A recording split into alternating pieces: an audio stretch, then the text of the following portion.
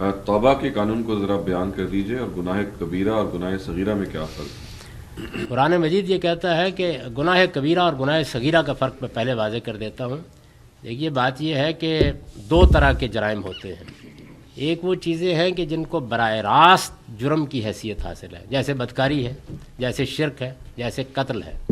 ये सब कबीरा गुनाह है जितने भी हैं, जिनको खुदा ने बयान कर दिया है। इसके बाद कुछ वो चीज़ें होती हैं जिनमें उस जुर्म तक जाने को रोका जाता है, यानी ऐसी चीज़ें कही जाती हैं कि आप उस तरफ ना बढ़ें।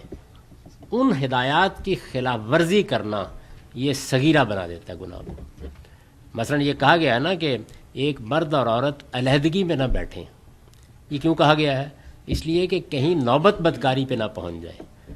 तो अब एक आदमी ने अगर बदकारी का इर्तिकाब किया है तो कबीरा गुनाह का इर्तिकाब किया है, लेकिन अकेले में बैठा है तो सगीरा गुनाह का इर्तिकाब किया है।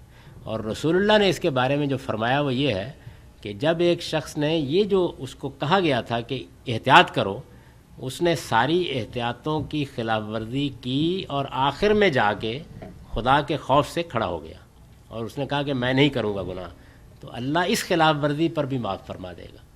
और अगर ये सारी खिलाफ वर्जी करके आखिर में वो काम भी कर दिया तो फिर पीछे से भी पकड़ लेगा। तो ये फ़र्क है सगीरा और कबीरा गुनाह में।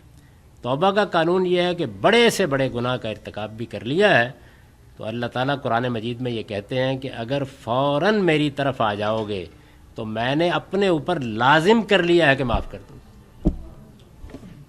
तो फ़ौरन आना चाहिए।